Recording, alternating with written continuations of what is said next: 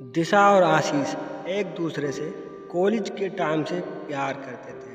दोनों ने एक दूसरे से शादी करने का फैसला भी किया। इन दोनों की मंगनी भी हो चुकी और 2 महीने बाद शादी है।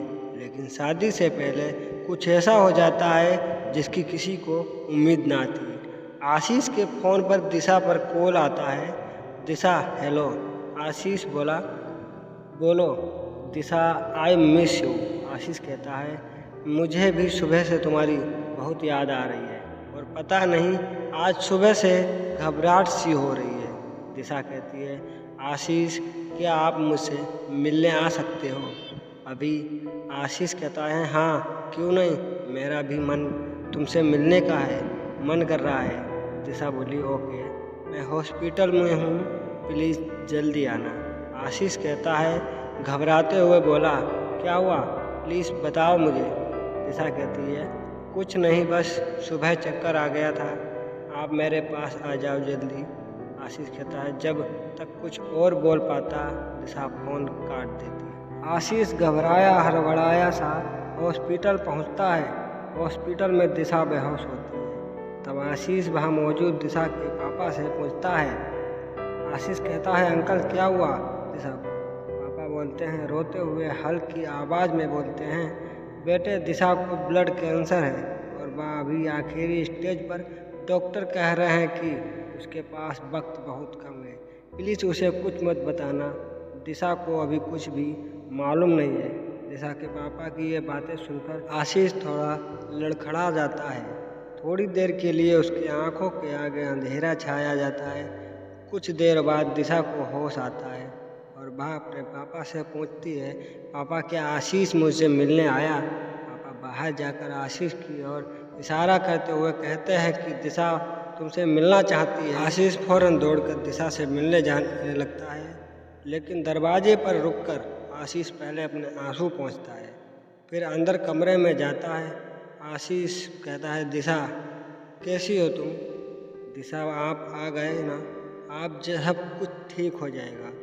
आशीष कहता है, हाँ अब मैं सब कुछ ठीक हो जाएगा, लेकिन देख लो शादी को सिर्फ 2 महीने बचे हैं और तुमने अपनी तबीयत खराब कर ली। ठीक से खाना खाया करो। दिशा कहती है, ठीक है आशीष, मैं अब ठीक से कर लूँगी, ठीक से खाना खाया करो ना। दिशा कहती है, ठीक है आशीष, मैं अब ठीक से खाना खाऊंगी और तुम्हारा हर बात मानूंगी। आशीष कहता है, रोना चाहता हूँ लेकिन रो नहीं पाता, अब तुम जल्दी से ठीक हो जाओ। आशीष रोते हुए बोलता है, भगवान करे तुम्हें मेरी भी उम्र लग जाए।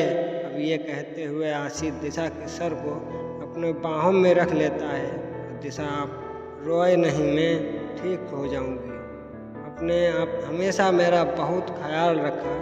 आशीष थोड़ी देर में आपकी बाहों में ऐसे ही लेट रही।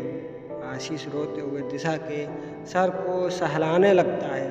तभी थोड़े देर में आशीष को यह एहसास होता है कि उसकी दिशा अब नहीं रही, लेकिन तब भी आशीष बिना कुछ कहे बस यूं ही दिशा को अपनी बाहों में थामे रहता है और उसकी आंखों में आंसू बहने लगते हैं। थोड़ी देर बाद दिशा के पापा को लगता है कि अब बहुत देर हो चुकी है, तो अंदर कमरे में जाते जहां वह देखते हैं कि उनकी बेटी ने आशीष की बाहों में दम तोड़ा है और आशीष भी बेसुध होकर उसे अपनी बाहों में जकड़कर बस बैठा हुआ है। अगर आप भी किसी से प्यार करते हैं तो उसे आप इतना प्यार कीजिए कि आपकी याद उसे इतनी सताए, जब भी अगर आपसे दूर रहे तो आपकी याद उसे पल पल सताती रहे।